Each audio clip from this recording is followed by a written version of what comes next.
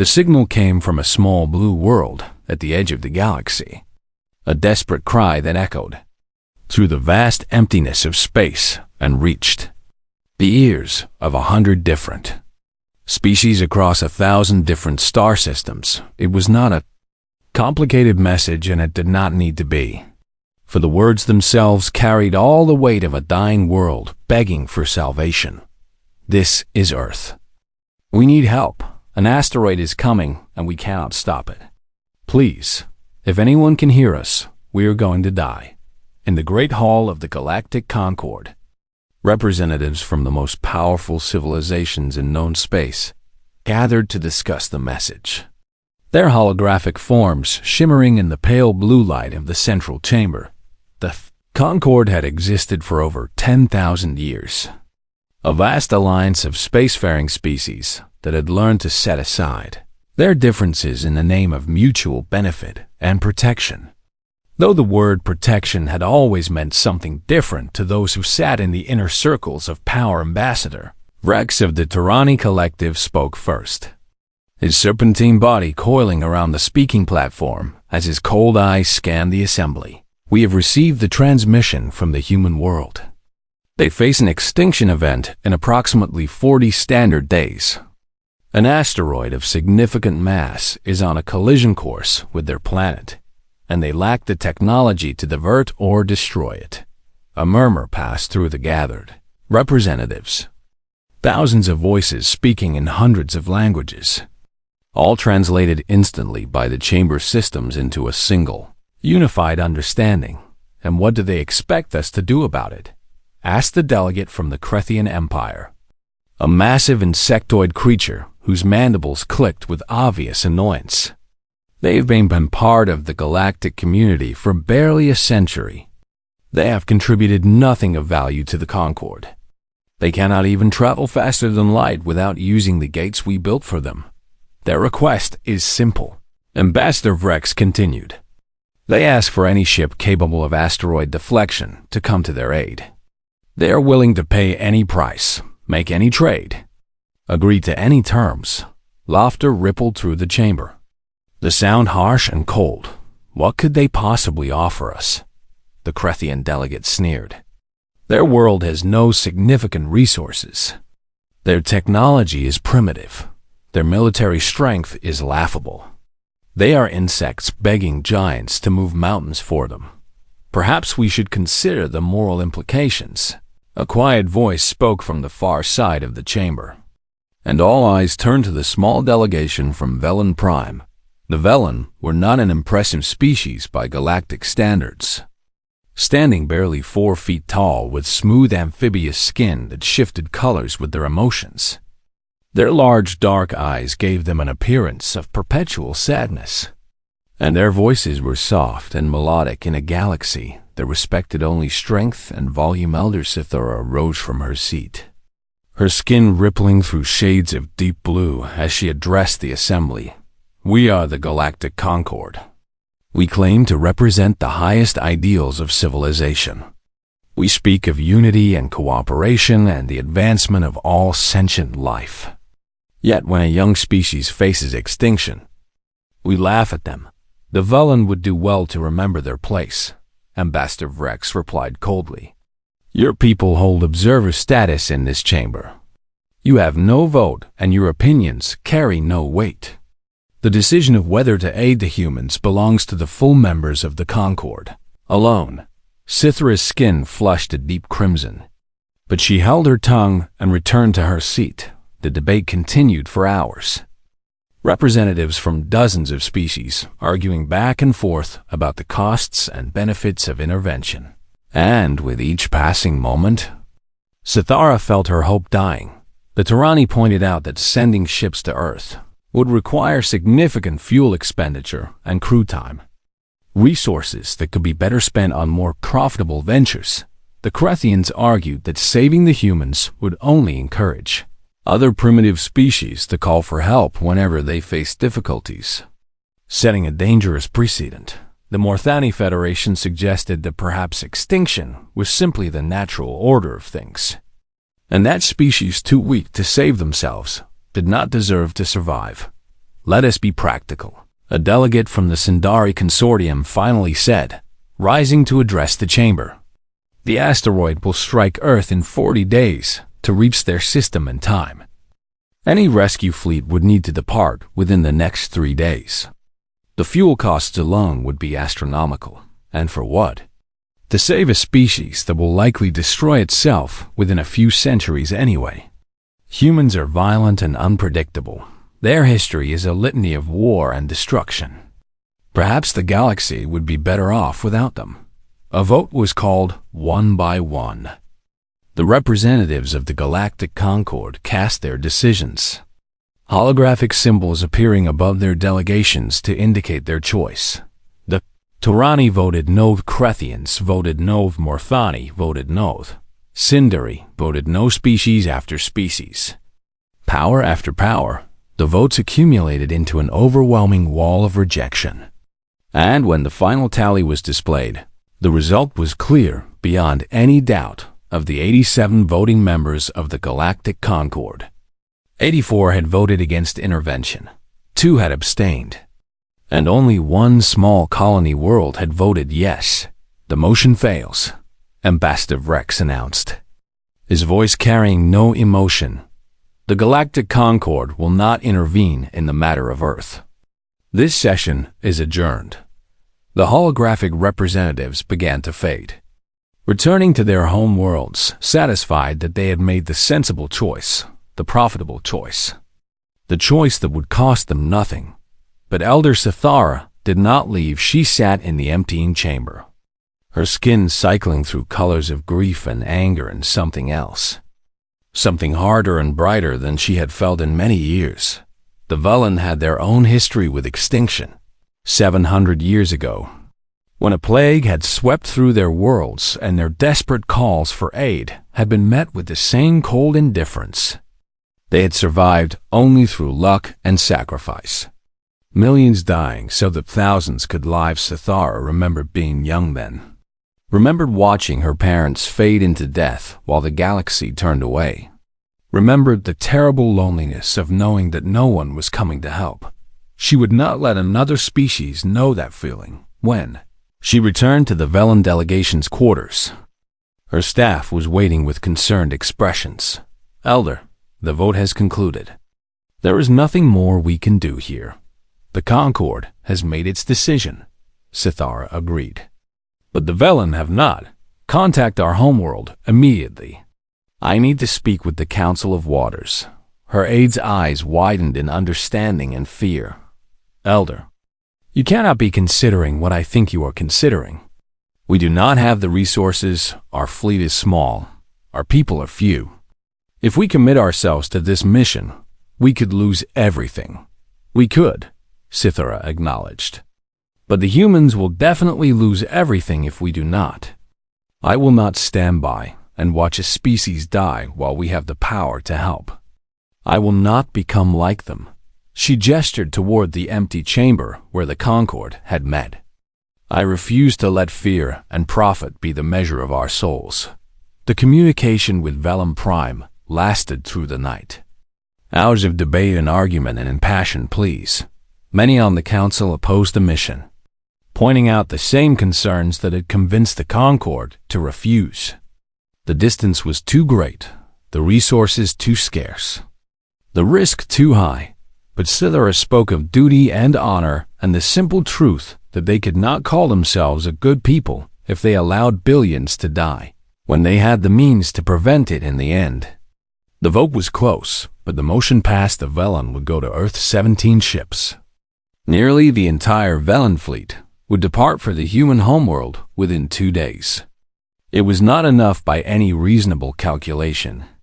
Their ships were old and slow, and their technology was far from the best in the galaxy. But it was everything they had. Word spread quickly through the galactic community, and the reaction was immediate and mocking. "The Velen have lost their minds." The Crethian ambassador laughed. "They will waste their resources on a doomed world and doom themselves in the process. Perhaps they deserve extinction as well," another delegate sneered.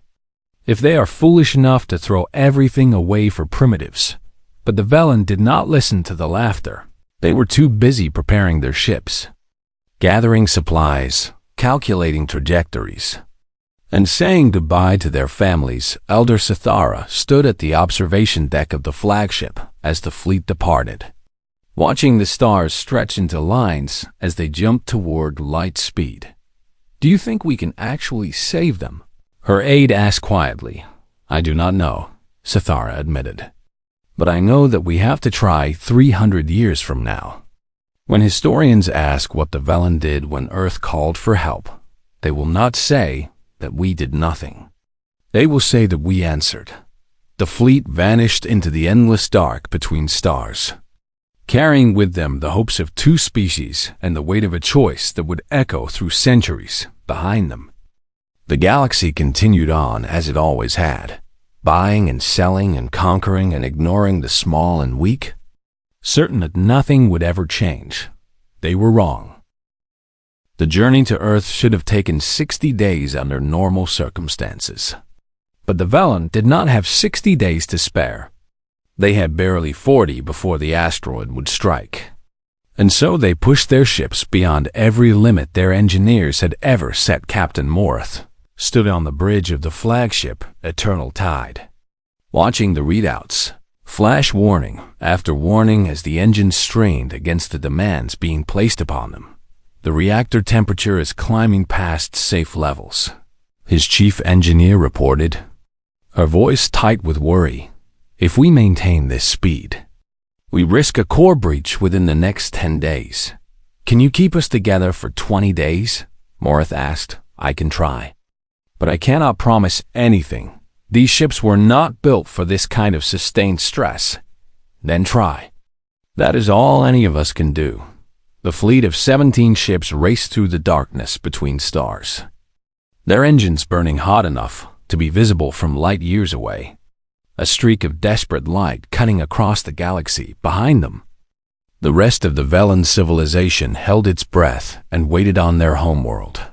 Families gathered in public squares to watch the trajectory of the fleet on massive display screens, tracking the tiny dots that represented their loved ones as they flew toward an uncertain fate. Children asked their parents why the ships were going so far away, and the parents struggled to explain. "There is a world called Earth, and the people there are going to die if no one helps them." "Why does no one else help them?" "Because the galaxy forgot how to be kind. Because the powerful forgot what it means to be weak. Because sometimes doing the right thing means doing it alone." The journey was hard in ways that went beyond the physical strain on the ships. The Velen were a people who valued community and connection, beings who drew strength from their bonds with family and friends. And now they were isolated in the cold emptiness of space, separated from everything they knew by distances that grew larger with every passing hour. Many of the crew members had left behind children too young to understand why their parents were not coming home for dinner, partners who might never see them again, elderly parents who might die before they returned. In the quiet hours between shifts, the crew would gather in the communal spaces and share stories about the lives they had left behind. And sometimes they would cry together, their tears floating in the low gravity of the ship's interior. But they did not turn back. "I keep asking myself if this is worth it," a young engineer named Calith confided to Elder Sithara one evening. "I have never met a human. I do not know anything about their world. I do not even know if they would do the same for us." Sthira considered the question carefully before responding. "Do you remember the stories of the Great Plague? 700 years ago, when our people nearly died. Every child learns those stories. Then you know that we called for help and no one came. You know that millions of our ancestors died alone and afraid because the galaxy decided we were not worth saving." Calith nodded, his skin shifting to a mournful purple. "I was young during the plague," Sithara continued. "I watched my parents die. I held my mother's hand as she took her last breath. And I remember looking at the stars and wondering how the universe could be so cruel. How all those billions of beings out there could ignore our suffering. That must have been terrible. It was. But it also taught me something important. It taught me that the cruelty of others does not excuse cruelty in ourselves. That the indifference of the galaxy does not mean we must be indifferent. We cannot control what others do, but we can control what we do. And I choose to be the help that never came for us. The fleet continued its desperate race across the stars. And the ships began to fail on the 5th day. The engine of the transport vessel Calm Waters finally gave out. Its reactor shutting down to prevent a catastrophic breach. The ship was left behind. Its crew transferred to other vessels while the empty hull drifted in the void on the 8th day. 2 more ships suffered critical malfunctions. Their life support systems failing as power was diverted to the engines. The crews barely managed to evacuate before the ships went dark by the 15th day. The fleet of 17 had been reduced to 12, and the surviving ships were carrying nearly twice their intended crew. The conditions became cramped and difficult. Food had to be rationed, water recycling systems were pushed to their limits, and the air grew stale as the filters struggled to keep up with the increased demand. "We are not going to make it," the chief engineer told Captain Morath privately. "The ships are falling apart. We do not have the resources to maintain this pace. If we continue like this, none of us will reach Earth alive." Morath stared at the navigation display, watching the tiny dot that represented their destination. "Still so far away. Then we need to go faster." "That is impossible. We are already pushing the engines beyond anything they were designed for. Nothing is impossible. It is only a matter of how much we are willing to sacrifice." The captain called a meeting of all crew members, their holographic images filling the bridge as representatives from each ship joined the discussion. "You all know the situation. Our ships are breaking down, our supplies are running low, and we are still weeks away from Earth. If we continue at our current pace, we will arrive too late to save anyone. But if we push harder, we may not arrive at all." Silence filled the channel, hundreds of Velen faces reflecting the weight of the decision before them. "I will not order any of you to risk more than you already have," Morath continued. "This is a choice that each of you must make for yourselves. But I want you to know that I believe in what we are doing. I believe that saving those humans is worth any price. And I am willing to give everything I have to see it done, one by one." The crew members voted. The decision was unanimous. They would push harder. The following weeks were a blur of emergency repairs and desperate improvisation. Engineers worked without sleep, rebuilding systems as they failed, cannibalizing parts from non-essential equipment to keep the critical functions running. Food rations were cut in half, then cut again. The crew grew thin and weak, but they did not complain. They understood what was at stake. 3 more ships were lost along the way. Their crews evacuated just in time before the vessels tore themselves apart under the strain. By the time Earth came into view on their long-range sensors, only 9 ships remained of the 17 that had departed, and those 9 were held together by little more than determination and prayer. "We made it," Caleth whispered, staring at the blue world growing larger on the display screen. "We actually made it. The hard part is not over yet," Captain Morath reminded him, but there was a smile on his face, a tired and worn expression of triumph against impossible odds. The asteroid was visible now, a mountain of rock and metal hurtling through space toward the fragile world below. In 3 days it would strike, and billions of lives would end unless the Velen could stop it. As the fleet entered the solar system, they began receiving transmissions from Earth, voices filled with disbelief and hope and desperate gratitude. "This is Earth Control to unidentified vessels. Please confirm your identity and intentions." Elder Sithara took the communication herself, her voice steady despite the exhaustion that threatened to overwhelm her. "This is Elder Sithara of the Velen fleet. We have come from the far side of the galaxy in response to your distress signal. "We are here to help." There was a long pause, and when the human voice returned, it was choked with emotion. "We thought no one was coming. We thought we were going to die alone. You are not alone. You never were. We heard you call and we answered. Now tell us everything you know about this asteroid. We have very little time and much work to do." The 9 battered ships of the Velen fleet spread out around the asteroid, their sensors probing its structure, their computers calculating trajectories and force vectors. It was bigger than they had expected, more massive, more dangerous, but they had not come this far to fail. "We can do this," Captain Morath said to his crew.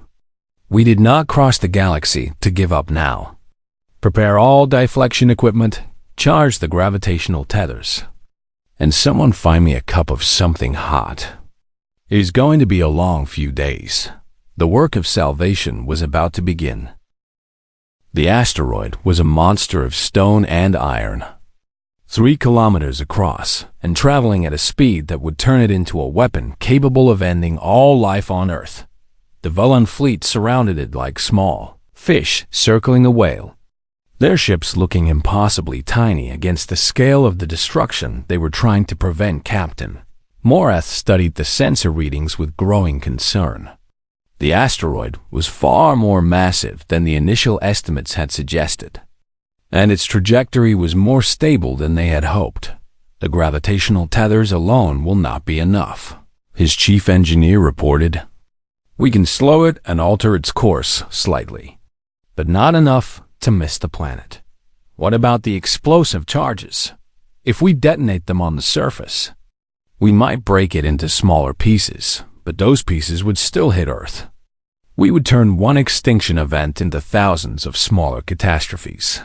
Morath felt the weight of failure pressing down on him. They had come so far and sacrificed so much, and now it seemed like it might not be enough. There has to be another way. Elder Sithara joined the discussion from her quarters, her holographic image appearing on the bridge with a calm determination that belied her exhaustion. "What if we combined both approaches? Use the gravitational tethers to change the asteroid's rotation. Expose the weakest points in its structure. Then use targeted explosions to break it apart in a specific pattern. You want to fragment it deliberately. Yes, but not randomly. If we can break it into pieces of the right size and direct those pieces with precision, the smaller fragments will burn up in Earth's atmosphere instead of impacting the surface." The engineering team ran the calculations, their faces growing more hopeful as the numbers came together. "It could work," the chief engineer admitted, "but the timing would have to be perfect.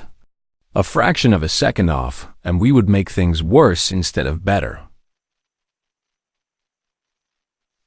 A fraction of a second off, and we would make things worse instead of better. Then we will be perfect."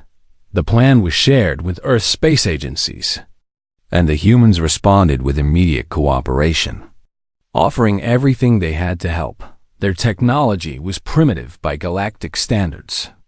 Chemical rockets and basic satellites that seemed almost laughably simple. But they threw themselves into the effort with a passion that surprised even the violent human scientists worked around the clock to calculate atmospheric entry, angles, and fragment dispersal patterns. Their mathematicians finding solutions that the Velen computers had not considered. Human pilots volunteered to fly their crude spacecraft into positions that would help monitor the operation, knowing that many of them would not survive if something went wrong. Human engineers stripped parts from their own stations and satellites to provide additional sensors and communication relays. "Why are they doing this?" Calith asked as he watched the humans working alongside them. "They are risking their lives for a plan that might not even work. Because it is their world," Sithara replied. "And because they finally have hope. Sometimes hope is enough to make people do impossible things." The operation began on the morning of the second day, with the 9 Velen ships spreading out into a precise formation around the asteroid. Gravitational tethers were activated first. Invisible beams of force that grabbed hold of the spinning rock and began to slow its rotation. The ship strained against the mass, their engines burning hot as they fought to move something far larger than themselves. Rotation slowing, the chief engineer reported. "We are on target for Phase 2. The asteroid's surface began to shift as its spin changed, revealing deep cracks and fissures that have been hidden from view. Weak points that could be exploited. I have identified the primary fracture lines," a Velan geologist announced. "If we place the charges correctly, we can break the asteroid into approximately 47 fragments of manageable size." Do it. Small shuttles launched from the Velan ships, carrying explosive charges to precise locations on the asteroid's surface. The pilots navigated through debris fields and unpredictable gravity wells, their skills tested to the absolute limit. Not all of them made it. First casualty came when a shuttle struck an unseen rock fragment and spiraled out of control, crashing into the asteroid's surface in a silent explosion that claimed the lives of 3 crew members. The second came minutes later, when a gravity fluctuation caught a ship off guard and sent it tumbling into the path of its own explosive charge. The detonation was premature and uncontrolled, and 4 more Velan died. "Continue the operation," Captain Morath ordered, his voice steady despite the grief that threatened to overwhelm him. "We cannot stop now." The charges were placed one by one, each position verified and double-checked by teams on both the Velan ships and Earth's monitoring stations. It took 18 hours. And by the end, 2 more shuttles had been lost when the final charge was in position. The fleet withdrew to a safe distance, their ships battered and their crews exhausted. "All charges are ready," the chief engineer reported. "Detonation sequence prepared." "This is it," Morath said, looking around at his crew. "Everything we have done, everything we have sacrificed, comes down to this moment. May the waters guide us. May the waters guide us." The crew echoed the detonation command was sent. For a heartbeat, nothing happened, and Morath felt his stomach drop with the certainty of failure. Then the asteroid erupted. Explosions rippled across its surface in a carefully choreographed sequence, each blast building on the last, the fracture line splitting and widening as the massive rock began to tear itself apart. The gravitational tethers fired again, pushing and pulling the fragments into calculated trajectories, guiding them away from direct impact and toward angles that would allow Earth's atmosphere to do the rest of the work. But something went wrong. A section of the asteroid that should have broken apart remained intact. A fragment nearly half a kilometer across that was now tumbling directly toward the planet. "That piece is too big," the chief engineer shouted. "It will survive atmospheric entry if it hits. It will still cause catastrophic damage." Morath made his decision in an instant. "All ships, converge on the remaining fragment, full power to gravitational tethers. We are going to push it off course, manually. Captain, the ships cannot handle that kind of stress. We will tear ourselves apart.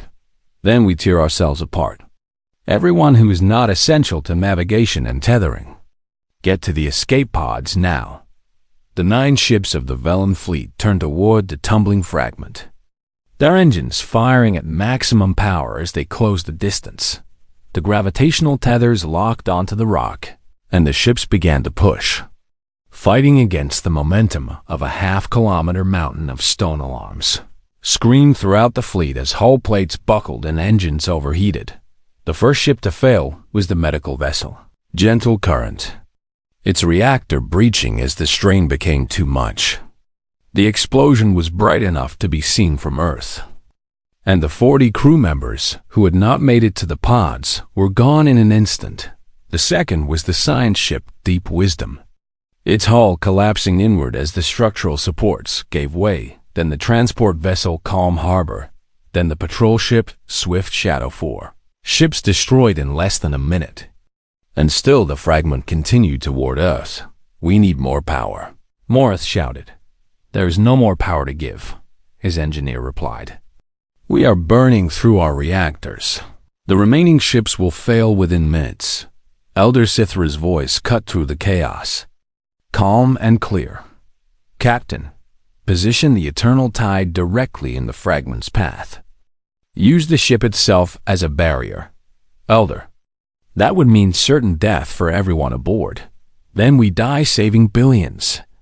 I can think of no better end. Morith looked at his crew.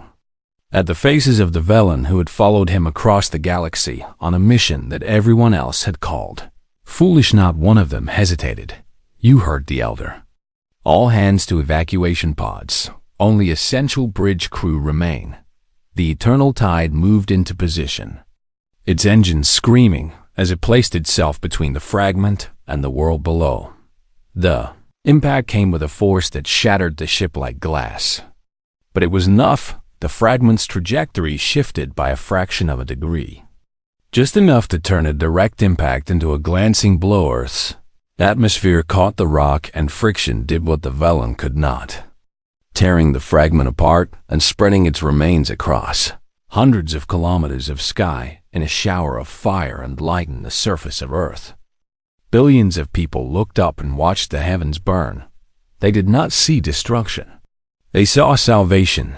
The remaining 4 ships of the Velen fleet limped into orbit around Earth, their hulls scarred and their crews devastated by loss of the thousands of Velen who had set out from their homeworld.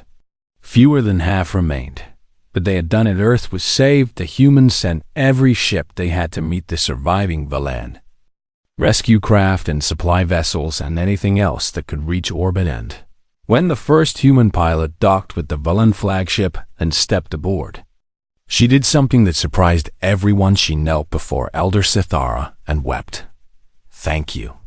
I do not have the words to express what you have done for us, but I swear on my life and the lives of my children and their children forever, we will never forget this.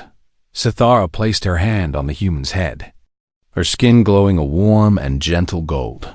Remember us. That is all we ask. Remember that you are not alone. Remember that someone cared enough to come. And someday, when another world calls for help, remember what it means to answer.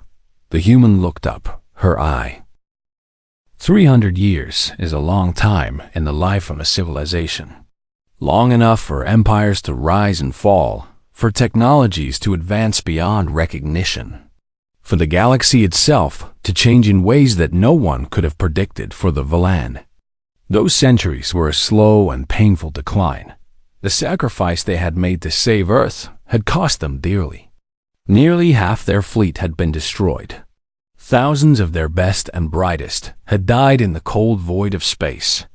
And the resources they had expended on the mission could never be replaced when the survivors returned home. They were greeted as heroes, celebrated with festivals and monuments and songs that would echo through generations. But celebration could not rebuild ships, and songs could not replace the scientists and engineers who had given their lives on the other side of the galaxy. The Velen economy had been fragile before the mission, stretched thin by centuries of declining population and limited resources. The loss of so much had pushed it past the breaking point within 50 years. The Velen were forced to abandon 3 of their colony worlds, pulling back to their core systems as the infrastructure collapsed within 100 years. Their presence in galactic politics had faded to almost nothing. Their voice in the Concord reduced to a whisper that no one bothered to hear.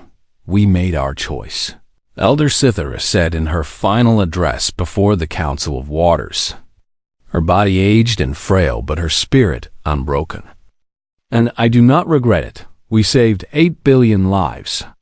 We proved that compassion still exists in this cold and calculating universe. If that is our legacy, then it is a legacy worth having. She died 3 years later, the last of the Velen who had made the journey to Earth, the galaxy. As galaxies do, forgotten new species emerged and old power shifted. The story of the Velen sacrifice became a footnote in history books that few bothered to read. A quaint tale of foolish idealism from a simpler time, the Galactic Concord continued to operate as it always had, making decisions based on profit and power, while the weak were left to fend for themselves. If anyone remembered the small amphibious beings who had crossed the stars to save a primitive world, they kept those memories to themselves. But on Earth, things were very different. The near extinction had fundamentally changed humanity in ways that would only become clear with the passage of time and the years immediately following the asteroid event. The nations of Earth set aside their differences with a unity that had never existed before. The petty conflicts and ancient grudges that had divided them for millennia seemed suddenly absurd in the face of what they had almost lost. We came within hours of extinction. The first president of United Earth declared in her inaugural address, "We were saved not by our own strength, but by the kindness of strangers who owed us nothing and gave us everything. We will never forget that debt, and we will spend every day building a civilization worthy of their sacrifice." The humans threw themselves into advancement with a fervor that bordered on obsession. They studied the wreckage of the Valan ships that had been left in orbit, reverse engineering technologies that would have taken them centuries to develop on their own. They poured resources into education and research, building universities and laboratories that turned out generation after generation of brilliant scientists and engineers. They established a unified space program that combined the best minds from every nation, pushing the boundaries of what was possible with a determination that startled even themselves. Within 50 years, humanity had achieved faster than light travel without relying on the gates built by other species. Within 100 years, they had established colonies on dozens of worlds, spreading across the stars with a speed that made the older civilizations nervous. Within 200 years, they were building ships that could match and exceed anything in the known galaxy. But technology was not the only thing that changed every human child. From the moment they could understand language, learn the story of the Velen, it was taught in schools and sung in songs, painted in murals and written in books. The names of those who had died saving Earth were carved into monuments in every city, their faces depicted in statues that stood in public squares across 100 worlds. The symbol of the Velen, a stylized wave that represented their amphibious nature, was incorporated into the flag of United Earth, flying alongside the human emblem on every ship and station. "We are here because they died for us," parents would tell their children. "We owe them everything, but the Velen are so far away," the children would ask. "How can we ever pay them back? We will find a way. We always find a way." The Galactic Concord watched humanity's rise with growing unease. The species they had dismissed as primitive, the world they had voted to let die, was becoming a power that could not be ignored. Human diplomats appeared in the halls of the Concord, polite but cold, their eyes carrying a hardness that made the old powers uncomfortable. They remember Ambassador Vrex muttered to his colleagues after a particularly tense negotiation. "They remember that we refused to help them. It was a reasonable decision at the time," the Krethian delegate replied, though his voice carried a note of uncertainty that had not been there before. "We could not have known they would survive, and now they have survived and grown strong. And they look at us as if they are waiting for something. What could they possibly be waiting for?" Rex had no answer, but the question haunted him for years afterward. The humans were patient in a way that other species found unsettling. They did not seek revenge against those who had abandoned them. They did not make threats or demands. They simply continued to grow and advance, building their civilization with a quiet intensity that spoke of something deeper than mere ambition. They kept their eyes on the stars, watching and waiting, and they never stopped talking about the Valan. Every year on the anniversary of the Salvation, humans across the galaxy would gather to honor the beings who had saved them. Ceremonies were held, prayers were offered, And a single message was broadcast toward Velen space. We remember you. We have not forgotten. We will never forget. The Velen received these messages with a mixture of gratitude and sadness. Their people had dwindled to a shadow of what they once were. Their technology had stagnated. Their influence had vanished, but the human broadcasts brought comfort to those who remained. At least someone remembers. An old Velen scholar said to his students, "At least our sacrifice meant something to someone." 300 years after the salvation, the galaxy was a very different place. The old powers that had dominated the Concord were beginning to show signs of decline. Their empires stretched too thin. Their populations, growing complacent, and soft new threats were emerging on the fringes of known space. Aggressive species that did not recognize the old treaties and did not fear the old powers, and humanity had become something unprecedented.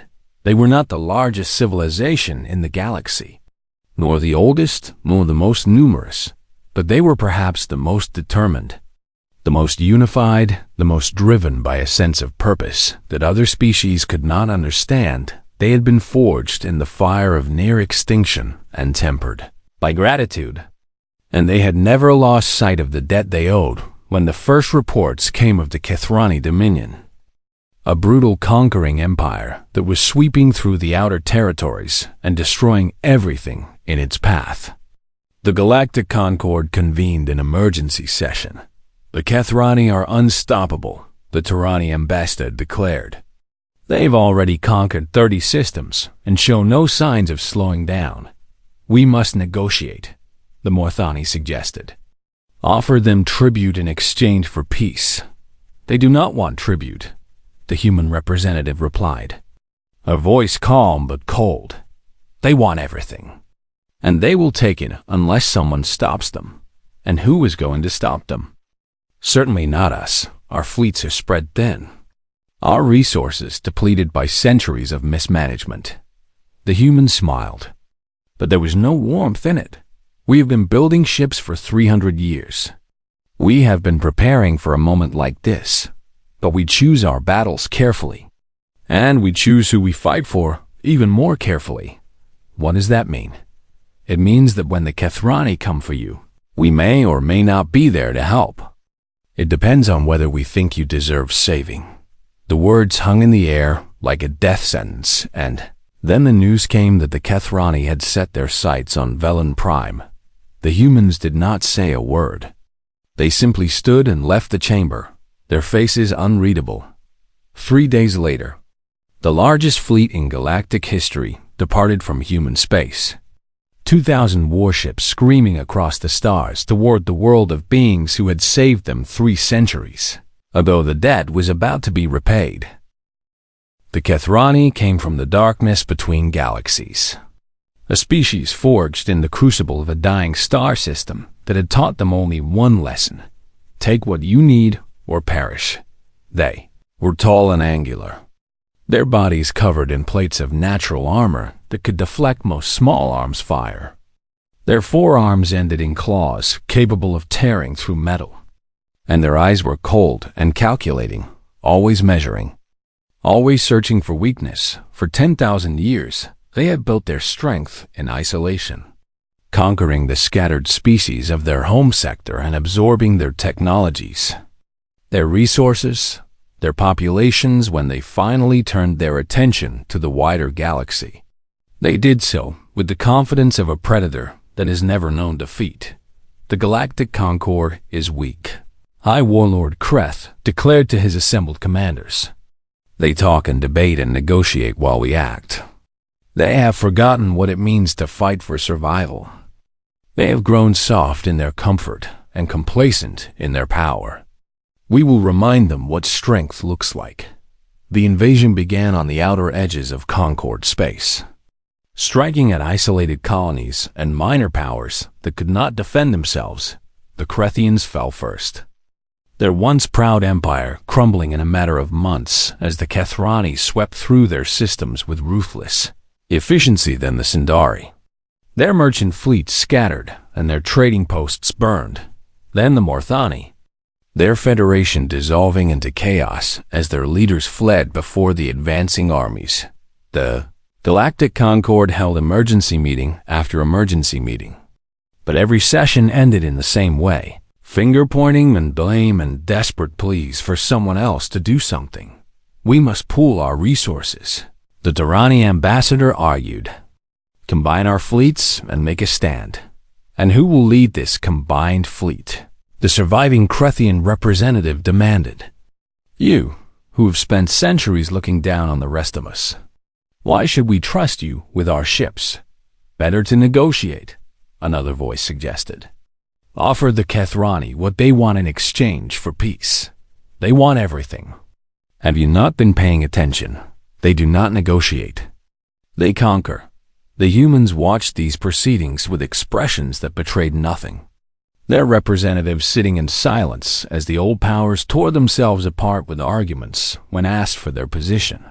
The human ambassador offered only a few words. We are assessing the situation. When we have made our decision, you will know. The Kethrani continued their advance. System after system falling before their fleets, they were not cruel for the sake of cruelty. Their approach was practical and efficient. Surrender immediately and become a vassal. Resist and be destroyed. Most species chose surrender. Those who resisted learned quickly that the Kethrani did not make idle threats. Worlds that fought back were bombarded from orbit until nothing remained but ash and rubble. Populations that refused to submit were simply eliminated. Fear is the most efficient weapon. High Warlord Kreth explained to a captured diplomat who had come to beg for mercy. Once the galaxy understands that resistance is futile, they will stop resisting, and we will rule without the need for further bloodshed. You cannot conquer everyone. Someone will stop you. Kreth laughed. A harsh sound that echoed through the chamber. Who? The Concord? They cannot even agree on what to have for dinner, the humans. They hide in their corner of the galaxy and build their ships. But they have never fought a war of this scale. They are untested, and when we come for them, they will fall like all the others. The diplomat was executed the next day. A message to anyone who thought of opposing the Dominion. It was on the 200th day of the invasion that the Kethrani scouts first entered Velen space. The report came back quickly. A small civilization with minimal defenses, a population of less than 1 billion. Technology that was centuries out of date and easy conquest.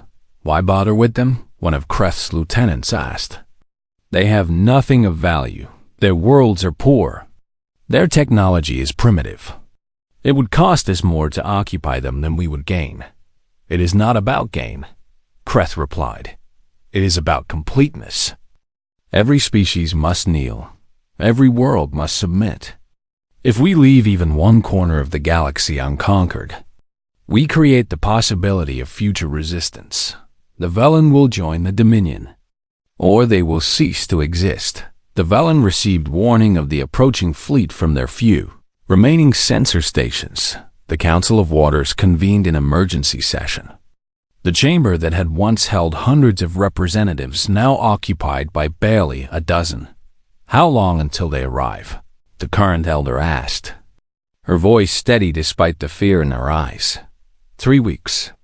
Perhaps less if they push their engines. And what forces do we have to defend ourselves? The answer came in silence, which was answer enough. The Velen fleet had never recovered from the sacrifice made 3 centuries ago. They had exactly 4 ships capable of combat, and those were so outdated that they would be destroyed in minutes by the Kethrani warships. Then there is no hope, a younger council member said. We should evacuate who we can and flee to the outer systems. Perhaps we can survive in hiding. Where will we go? The Kethrani are everywhere. There is no corner of the galaxy that their reach cannot find. Perhaps we should surrender. Submit to their rule and hope they treat us better than the others. You have seen the reports. You know what surrender means. Slavery and exploitation and the slow death of everything that makes us who we are. The debate continued. But there was no real discussion to be had. Every option led to the same conclusion. The Valan would fall, and there was nothing they could do to prevent it. Elder Mathan, the great-great-granddaughter of Sithera herself, rose to speak. 300 years ago, my ancestor led our people across the galaxy to save a world we had never seen and a species we had never met. She did it because she believed that compassion was more important than survival, that doing the right thing mattered more than doing the safe thing. And look where it got us. Someone muttered, on the brink of extinction. Yes, look where it got us. We saved 8 billion lives. We proved that kindness can exist in a universe that often seems designed to punish it. We showed the galaxy what it means to put others before ourselves. Is that not a legacy worth having? It will not matter if we are all dead. Perhaps not. But I would rather die as the descendants of heroes than live as the servants of monsters. We will not send a distress signal. We will not beg for help. We have learned that the galaxy does not answer such calls. But we will prepare our defenses, such as they are. And we will make our stand. That is suicide. No. It is dignity. We came into this universe with nothing. And we will leave it with our honor intact. That is worth more than any surrender. The council voted. And the decision was made. The Velen would fight, even knowing that they could not win in the following days. The small population of Velen Prime prepared for the end. They gathered in their temples and homes, sharing meals and memories and the quiet comfort of being together. Parents held their children close and told them stories of the old days, of the journey to Earth and the sacrifice of those who had gone before. Elderly Velen who remembered the tales their grandparents had told them about Elder Sithara and Captain Morath and the others found comfort in the knowledge that they had been part of something greater than themselves. We made a difference, an old woman said to her family.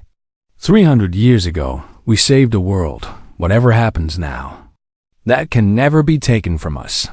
The 4 ships of the Velen fleet launched into orbit, taking up positions that they knew they could not hold. Their crews were volunteers, every one of them. Beings who had chosen to die fighting rather than to watch their world fall from the ground. What do we do when the Kethrani arrive? A young pilot asked her captain. We fight. We make them pay for every inch of space they take. And when we fall knowing that we did everything we could. Do you think anyone will remember us? The captain was silent for a long moment. I do not know.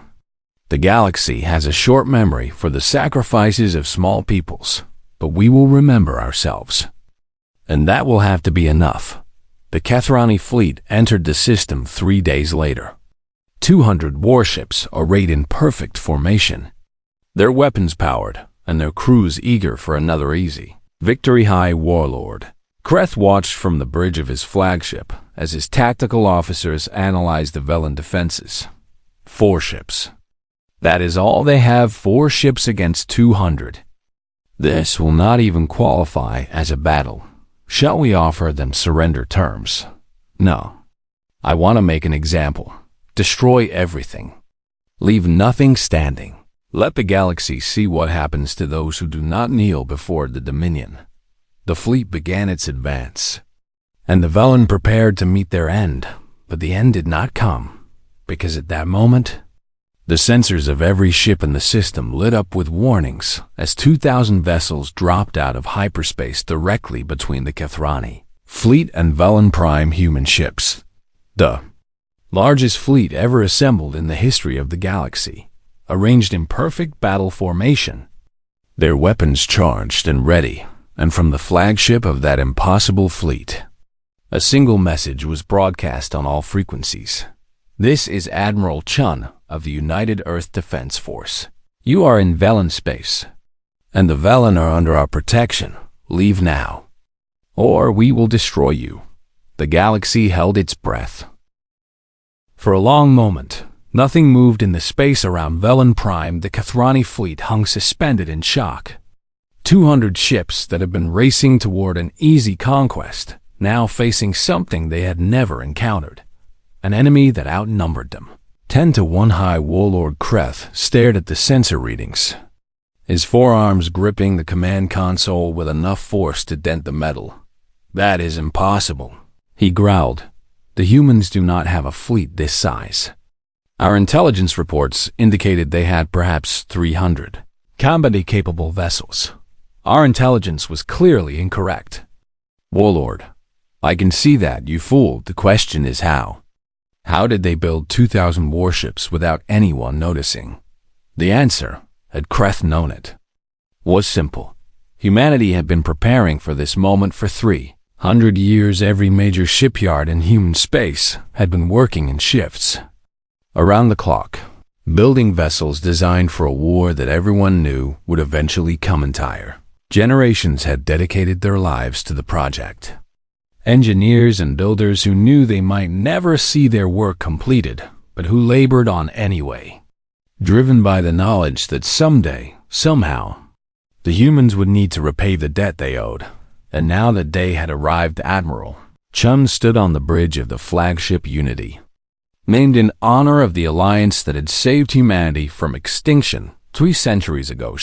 She was a small woman, her hair gone gray with age and her face lined with the weight of command, but her eyes were sharp and clear, and her voice carried the confidence of someone who had spent her entire life preparing for exactly this moment. "The Kethrani are not responding to our hail," her communications officer reported. "They appear to be in some confusion about what to do. Let them be confused. It gives our people more time to get into position." "What is the status of the Velen ships?" "They are holding formation in orbit around their homeworld. Their captain is requesting to speak with you." "Put her through." The holographic image of a Velen officer appeared before the Admiral, her large dark eyes wide with disbelief and something that looked very much like hope. "Admiral Chun, I am Captain Morith of the Velen Defense Force. I do not understand. We did not send a distress signal. We did not call for help. How are you here?" Chun allowed herself a small smile. "Captain, your people came to us 300 years ago when we called for help and no one else answered. You sacrificed everything to save our world. Did you really think we would forget? We thought the galaxy had moved on. So many years have passed. So many things have changed. The galaxy may have forgotten, but humanity did not. Every child on every human world knows the story of the Velen. Every ship in our fleet carries your symbol alongside our own. We have been waiting for the moment when we could repay what you did for us. But this fleet, how is it possible? The resources, the planning. We have been building these ships since before I was born. My grandmother worked on the design of the Unity. My mother supervised its construction, and I have the honor of commanding it into battle. 3 generations of my family have dedicated their lives to this moment, and we are not alone. Every family in human space has a similar story." Captain Morith was silent for a long moment, her skin cycling through colors of shock and gratitude and wonder. "You spent 300 years preparing to save us. We spent 300 years preparing to save anyone who needed saving. But we always knew, in the back of our minds, that the first people we would come for would be you." The Velen answered when no one else would. And now humanity answers for the Velen. The Kethrani fleet had finally organized itself enough to respond. High Warlord Kreth appeared on the communication channel, his image broadcast to both the human and Velen ships. "Admiral Chun, I am High Warlord Kreth of the Kethrani Dominion. I do not know what game you think you are playing, but you are making a serious mistake. The Dominion has conquered 30 systems. We have crushed every force that has stood against us. You may have numbers, but you have never faced an enemy like us. You are right about one thing. Warlord, we have never faced an enemy like you, but you have never faced an enemy like us either. I suggest you take your fleet and leave this system immediately. If you do, we will allow you to retreat without pursuit. If you stay, we will destroy every ship you have." Kreth laughed. "A sound like stones grinding together. You humans are bold. I will give you that. But boldness is not the same as strength. My ships have been tested in battle. My crews are veterans of dozens of campaigns. What have your people ever fought? Asteroids." Chan's expression did not change. "You should not have said that." The Admiral turned to her tactical officer. "Signal the fleet. Assume attack formation Delta. All weapons free on my command." "Yes, Admiral." "And send a message to the Velen ships. Tell them to fall back to the planet and protect the civilian population. This is our fight now." The human fleet began to move. 2,000 ships flowing into formation with a precision that spoke of years of training and preparation. They did not form a defensive line. They formed a sphere, enclosing the Kethrani fleet from every direction. "What are they doing?" Kreth demanded. "They are spreading their forces. Do they not understand basic tactics? Perhaps they intend to prevent our retreat. There will be no retreat. We will crush them here and now. All ships, attack the enemy flagship. Destroy their command, and the rest will fall." The Kethrani fleet surged forward. 200 ships concentrating their fire on the Unity. Admiral Chun watched them come, and she smiled. "They are taking the bait. Wait for it, now, all ships. Execute." The human fleet did not simply fire at the Kethranithi, did something far more devastating. Every ship in the sphere fired simultaneously. Not at the enemy vessels, but at carefully calculated points in space around them. The space between the Kethrani ships filled with energy. Intersecting beams of weapons fire that created a web of destruction. Ships that tried to maneuver found themselves flying into walls of concentrated fire. Vessels that held position were picked apart by targeted strikes from multiple directions. The Kethrani had never seen anything like it. Their tactics were based on overwhelming force and direct assault. The human strategy was something else entirely. A trap that used geometry and coordination to turn the enemy's own movement against them. "What is happening?" Kreth roared as explosions rocked his flagship. "Their weapons are everywhere. How are they coordinating this? They appear to be using some form of instantaneous communication. Our jamming has no effect." It was true. Human ships were linked by quantum entanglement networks that allowed them to share targeting data in real time. The entire fleet operated as a single organism. Thousands of guns aiming with one mind within minutes. The Kethrani assault had been shattered. 30 ships destroyed, another 50 crippled. The rest falling back in disarray. "This is not possible," Kreth breathed, watching his sensor displays fill with the icons of destroyed vessels. "We are the Kethrani. We do not lose. Today you do." Admiral Chun's voice came over the communication channel, her image appearing on his screen. "I told you to leave. You did not listen.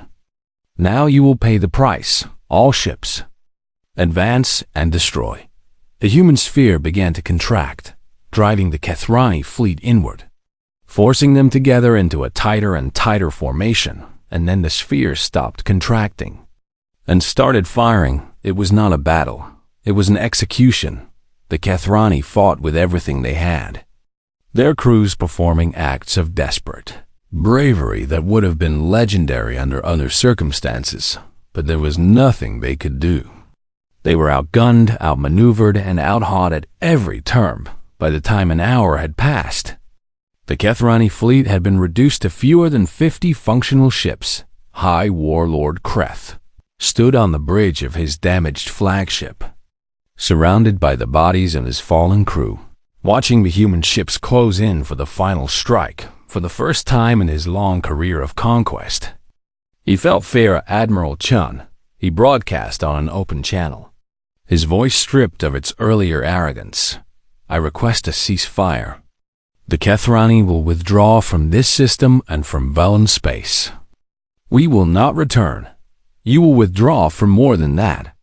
Warlord, You will withdraw from every system you have conquered. You will release every species you have enslaved, and you will return to your own territory. Where you will stay, those terms are unacceptable. The Dominion cannot simply give up everything we have taken. Then the Dominion will die here. Today, choose. Kreth looked at the sensor display, at the hundreds of human ships surrounding his shattered fleet. At the impossible reality of total defeat, I accept your terms. Good. Now get out of my sight. The surviving Kethrani ships limped out of the system, their engines damaged and their spirits broken on the surface of Vellum Prime. The population watched the human fleet in orbit, their sensors confirming what their eyes could hardly believe. They had been saved again, and this time, the saviors had come not despite the cost, but because of it, because 300 years ago, 17 ships had crossed the galaxy to save a world of strangers, and humans never forgot a debt. The retreat of the Kethrani from Vellum Prime was not the end of the war. It was only the beginning. High Warlord Kreth had accepted Admiral Chun's terms under duress. But the moment his fleet was clear of the system, he began plotting his revenge. The humans caught us off guard, he told his remaining commanders in a secret meeting aboard his battered flagship. They had surprise on their side. We will not make that mistake again. We will regroup, rebuild our forces, and return with a fleet large enough to crush them. With respect, Warlord, our intelligence suggests that the fleet we faced was only a portion of their total strength. If they have been building ships for 3 centuries, they may have reserves we cannot match. Then we will find allies. The galaxy is full of species who fear the humans, who resent their rise to power.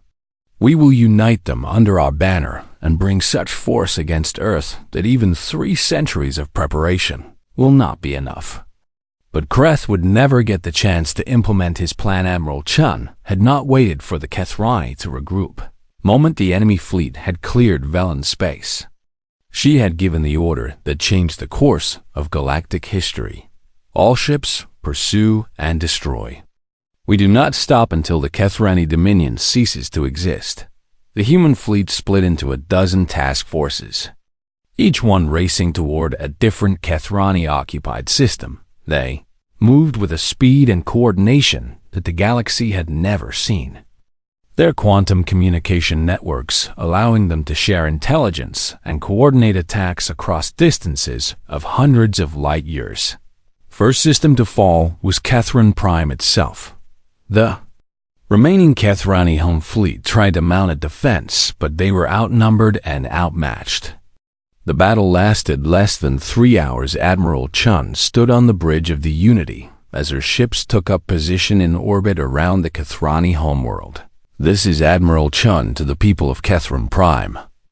Your fleet has been destroyed. Your warlord has fled. Your empire is falling. I offer you a choice. Surrender now and live under the protection of the new galactic order, or resist and share the fate of your military. There was no resistance. The news spread across the galaxy like wildfire. The Kethrani, the unstoppable conquerors who brought the galactic concord to its knees, had been defeated in a matter of days by a species that everyone had dismissed as primitive, and the humans were not stopping system after system fell as the human task forces swept through Kethrani space, liberating conquered worlds and crushing any military forces that tried to oppose them. The speed of the campaign was staggering. In the space of 2 months, the Kethrani Dominion collapsed entirely, its military destroyed, its leadership scattered, its empire dissolving into chaos. But the humans did not simply conquer and leave in every system they liberated. They left behind humanitarian ships, vessels filled with food and medical supplies, and engineers who helped rebuild the infrastructure the Kethrani had destroyed. They asked for nothing in return. Why are you helping? U.S. The leader of one liberated species asked a human officer. We are strangers to you. We have nothing to offer. The officer smiled, and her answer was simple. 300 years ago, when our world was about to die, strangers came to help us. They asked for nothing but to be remembered. We remember. And now we pay it forward, on Velen Prime. The population watched the reports coming in from across the galaxy with a mixture of awe and disbelief. Elder Mathen sat in her private chambers, reading the latest dispatches about human victories and humanitarian efforts. They are doing what we did, she said to her aide. They are helping everyone, not just us. It appears they took our lesson to heart. We taught them nothing. We simply showed them what was possible, what they have become. That is something they built themselves. A notification chimed on her console. Elder, you have a visitor. Admiral Chun requests a meeting. Mathen's eyes widened. Send her in. The human admiral entered the chamber alone, without guards or aides. Her uniform, still marked with the dust and wear of active campaigns, stopped before the Velen elder and, to Mathen's astonishment, knelt. Elder Mathen, I bring greetings from the people of Earth and all the worlds of humanity. We have come to thank you for the gift your ancestors gave us 300 years ago. Please, stand. You should not kneel before me. If anything, I should be kneeling before you. Your people just saved our entire civilization. Chun rose, but her expression remained solemn. We have waited a long time for this moment. Every generation of humans since the salvation has been taught to remember what the Velen did for us. Every child learns the names of those who died saving Earth. And every child learns that someday, somehow, we would repay that debt. What you have done goes far beyond repayment. You have freed dozens of worlds. You have ended the greatest threat the galaxy has ever known. We did what needed to be done. But it all started with you. Elder Sithara made a choice 3 centuries ago. A choice that went against everything the galaxy believed was sensible. She chose compassion over calculation. She chose to help strangers who had nothing to offer in return. That choice changed humanity forever. Mathen felt tears forming in her large, dark eyes. My ancestor never knew if she was doing the right thing. She spent her final years wondering if the sacrifice had been worth it. If the Velen would ever recover from what we lost. It was worth it, Chun said firmly. Not just for Earth, but for the galaxy. What you did 300 years ago proved that kindness was possible. That not everyone would stand by and watch others die. That lesson inspired humanity to become something better than we might have been. And now we are spreading that lesson to every corner of the known universe. What happens now? The Kethrani are defeated, but the galaxy is still in chaos. That is the next step. The old order is broken. The galactic concord is discredited. There is an opportunity to build something new. Something based on the principles your ancestors demonstrated. Something that will ensure no species ever faces extinction alone again.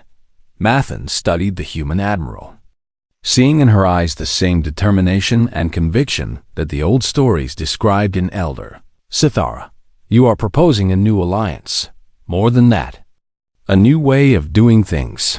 Humanity has the power now.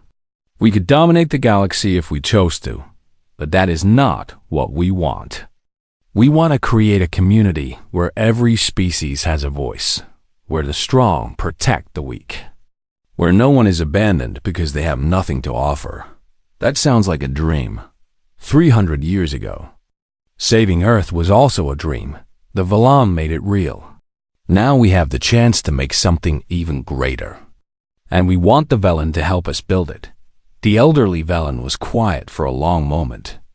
Memories of her ancestors mixing with hopes for the future. My great-great-grandmother believed that kindness could change the universe. She was right. Of course, the Velen will help. We have been waiting 300 years for someone to ask. Admiral Chun smiled. And for the first time since the campaign had begun, some of the weight seemed to lift from her shoulders. Then let us get to work. There is a lot to do, and the galaxy is watching. In the weeks that followed, Humanity continued its campaign of liberation. Every Kethrani outpost was dismantled.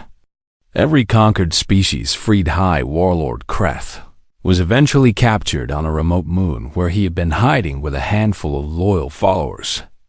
He was brought before a tribunal of the species his dominion had wronged and sentenced to spend the rest of his life helping to rebuild what he had destroyed. The punishment was considered more fitting than execution, and across the galaxy, beings of 100 different species watched what was happening and asked themselves the same question: if the humans could change the universe, what else was possible? The answer they were beginning to realize was everything.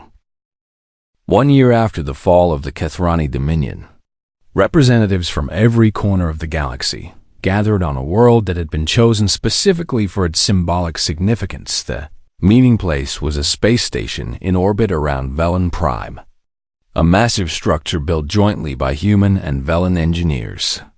Designed to serve as the new center of galactic civilization, they called it Hope Station. The delegates arrived in ships of every size and shape, vessels representing species that had once been rivals, enemies, or strangers, all coming together for a moment that would define the future of the known universe. Ambassador Vrex of the Torani was among the first to arrive, his serpentine body moving with far less confidence than it had shown in the old Concord chambers. Torani had spent the past year in deep reflection, their people grappling with the shame of their vote 3 centuries ago when their turn came to address the assembly. Vrex spoke words that would have been unthinkable in the old order. We come before this gathering in humility. 300 years ago, when Earth called for help, we voted no. We believed we were being practical. We believed we were being sensible. We believed that the strong had no obligation to help the weak. We were wrong. A murmur passed through the gathered delegates. Beings of 100 species watching the Torani ambassador with expressions ranging from skepticism to surprise. The Velen showed us what courage looked like. They crossed the galaxy to save strangers when no one else would. And humanity has shown us what gratitude looks like. They built a civilization around the principle of remembering and repaying that debt. We, the Torani, have spent too long measuring everything by profit and advantage. We forgot that there are values that cannot be calculated. Vrex lowered his head in a gesture of submission that the Torani had not shown to anyone in millennia. We ask for the opportunity to be part of this new order. Not as leaders, we have not earned that privilege, but as members who wish to learn what we should have learned long ago. The response came from an unexpected source. Elder Mathan rose from the Velen delegation, her small form seeming to grow as she addressed the assembly. The Velen accept the Torani's request, and we offer them our forgiveness. My ancestors did not save Earth out of a desire for gratitude or repayment. They did it because they believed it was right. The new order we are building must be founded on that same principle, doing what is right, not because we expect reward, but because it is who we choose to be, one by one. The species of the galaxy stepped forward to pledge their commitment to the new alliance. The Krethians came. Their empire shattered, but their people determined to rebuild on better foundations. The Morthene came, admitting that their philosophy of natural selection had been a mask for moral cowardice. The Sindari came, offering their merchant networks in service of cooperation rather than exploitation. Even species from the far reaches of the galaxy, beings who had never been part of the old Concord, sent representatives to witness the birth of something new, and at the center of it all stood humanity.